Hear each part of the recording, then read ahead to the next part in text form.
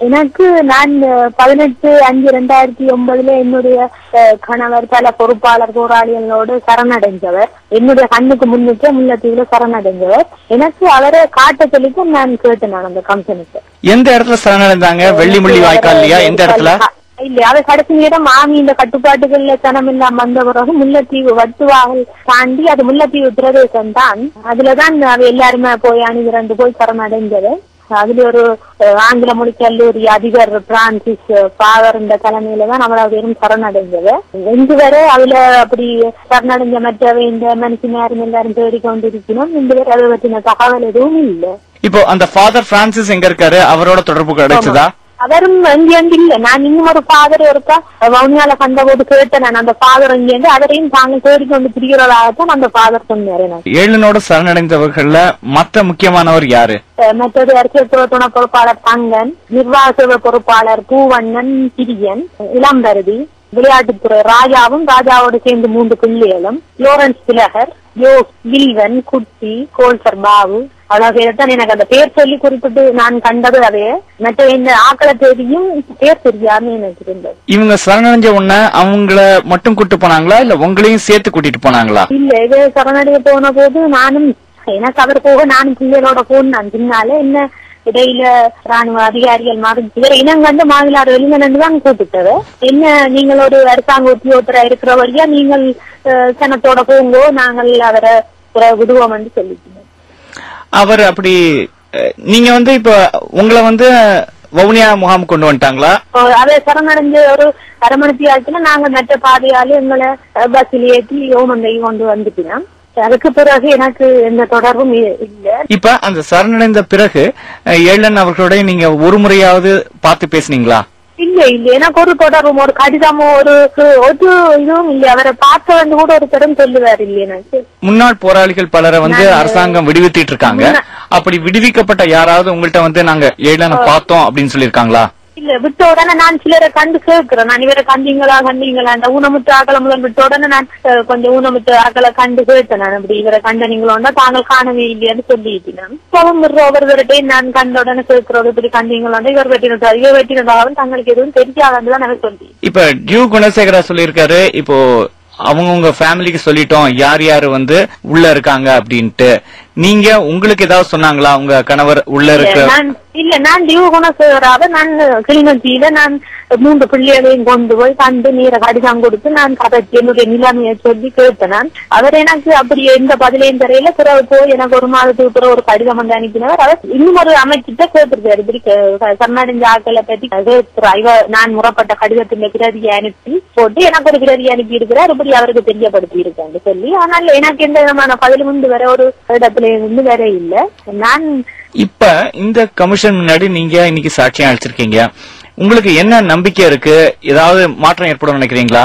ஜனாதிபதியாலே ஒன்றையும் சொல்ல முடிய இல்ல. இந்த அமைப்புக்கு என்ன சும்மா ஒரு எங்கட மன ஆறுதலுக்கு போய் சொல்லி போட்டு வந்த மாதிரி தான் எனக்கு இருக்குது.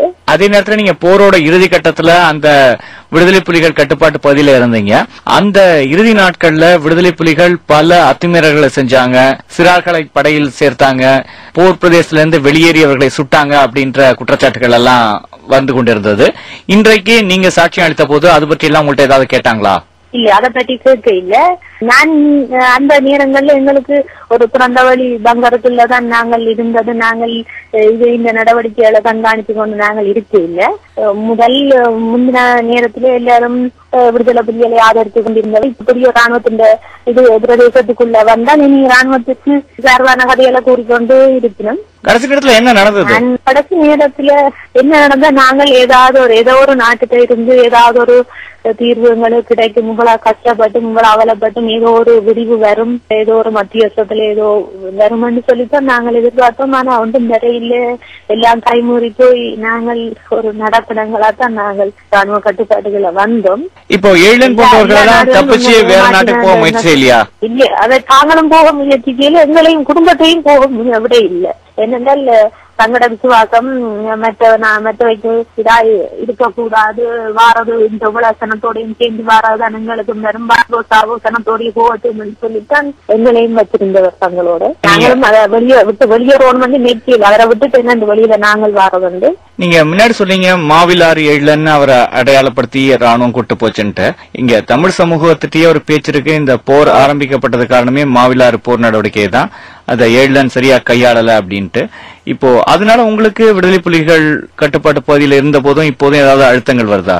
இல்ல, எங்கட சமூகத்தை பத்தி எனக்கு தெரியும். நான் 40 வருஷம் எங்கட சமூகத்தோட இருந்தேன். மாவிலாறு பூட்டுறதுன்ற முடிவு எழிலன் தனிக்கு எடுத்த முடிவு இல்ல தானே. அதுக்கு ஒரு மத்திய குழு இருக்கு, கதைச்சு பேசி அதை எடுத்த முடிவு பூட்டினதால கையாள முடியலையென்று சொல்லுறது சனத்தின் கதை போய்க்கதை. அது அவைந்த அமைப்பு, அவைக்கு இருக்கிற பெரிய பொறுப்பாளர்கள் அவைந்த குழு தீர்மானிச்சிருக்க வேண்டிய ஒன்று. நல்ல செய்தான் நல்லா சொல்லுறதும், அதால ஒரு சின்ன பிள்ளை இது தோத்துட்டுன்னு சொன்னால் அதை சொல்லுறதும் எங்கட சமூகத்தின் வளமை தானே. இப்ப உங்களுடைய தனிப்பட்ட நிலைய சொல்லுங்க. நீங்க 3 பெண்களுக்கு தாய் நினைக்கிறேன், அவங்களுடைய நிலைமை எப்படி இருக்கு? உங்களுடைய அன்றாட வாழ்க்கை எப்படி போயிட்டு இருக்கு?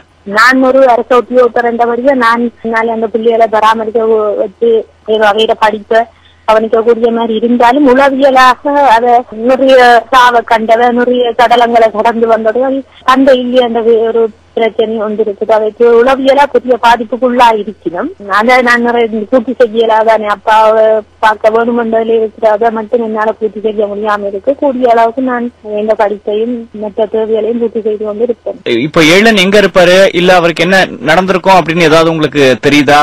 உங்களோட யூகம் என்ன? அவருக்கு ஒன்றும் நடந்திருக்க வாய்ப்பு இல்லை, ஒன்றை மட்டும் தெளிவா நிற்க வேண்டும். போர் நடந்த நேரத்துல அவர் இல்லைன்னு சொன்னா அந்த ராணுவத்தின செல்வித்திலேயோ சீரடியிலேயோ செத்துட்டார் நான் ஏற்கலாம். ஆனால் போர் எல்லாம் முடிஞ்சு 18ஆம் தேதி எந்த கண்ணுக்கு முன்னால ராணுவத்திட்ட சரணடைஞ்சோ ரெண்டும் இருக்க வேணும். இது இலங்கை ஜனாதிபதிக்கு தெரியாத ஒன்று இல்லை. ஏனென்றால் இங்கே ஒரு சின்ன இலிய செஞ்சால் கூட அது அவருக்கு அதை பற்றி தெரிஞ்சிருக்கும். ஆனால் அவரே ஏதோ எங்கேயோ மறைமுகமா வச்சிருக்கிறோம், எங்கேயோ மறைச்சு வச்சிருக்கிறோம் என்றதான் நான் யோசிக்கிறேன். அவரை கொல்லுற நோக்கத்துல போர் முடிஞ்சவரை ராணுவம் இருந்திருக்க மாட்டுது. எந்த இடத்துல அவர் சரணடைந்தார்ன்ற ஒரு ஞாபகம் உங்களுக்கு இருக்கா? நாளைக்கு ஒரு ஆணையத்துல உங்களால சாட்சி கூற முடியுமா? முல்லைத்தீவு வெட்டுவாக காலம் தாண்டி வந்த பிறகு ஒரு பெரிய ஒரு விட்ட பிரதேசத்துல முள்ளுவேலி கம்பிக்க முதல் இருந்தாங்க. புறாங்க நடந்து திருப்பி அதில் இன்னொரு வெட்டைக்குள்ள திருப்பி அதுல இருந்துதான் அது ஒரு சின்ன கட்டிடம் மட்டும்தான் இருந்தது. அதுலதான் போய் சரணடைஞ்சவ. இனி போனால் அந்த இடத்த அடையாளம் காட்டுக்குன்னு தெரியல. இதுதான் இடம் அந்த முகவரி குறிப்பிட தெரியல. இன்றைக்கு சரணடைந்த மற்ற போராளிகளுடைய குடும்பத்தினரும் இதே நிலைமையில இருக்காங்களா, இல்ல வேற சில பேர் எங்க இருக்காங்கன்னு யாருக்காவது தெரிய வந்திருக்கா? இல்ல, நான் என்ன காண்பவை அப்படியா நாக்கள் பஸ்ல இதுல கண்டால் சொல்லிவினோம். அதையும் தேடிக்கொண்டே இருக்கிறோம். நாங்களும் அங்க போறோம், ஐசிஆசி போறோம், ஜீவன் பயிற்சி போறோம்னு சொல்லி ஒருவரையும் காண இல்லை. நீங்க ஊடகத்துல தைரியமா பேசுறீங்க, இன்னைக்கு சாட்சியமா எடுத்திருக்கீங்க. என்னோட பின்விளைவுகள் ஏதாவது வரும்ன்ற ஒரு அச்சம் இருக்கா? இல்ல இல்ல, எனக்கு வந்தாலும் பிரச்சனை இல்லை. நான் பயப்படவில்லை. என்னடா வந்தா எதையும் நான் எதிர்கொள்ள தயாரா இருக்கிறேன். நான் எனக்கு வாழ ஒன்று விருப்பத்தோட நாங்கள் வாழ்ந்து கொண்டு இருப்பேன் இல்லையா. நான் இன்றைக்கு நான் ஆணைக்குழுக்கு முன்னுக்கும் சொன்னேன். நான்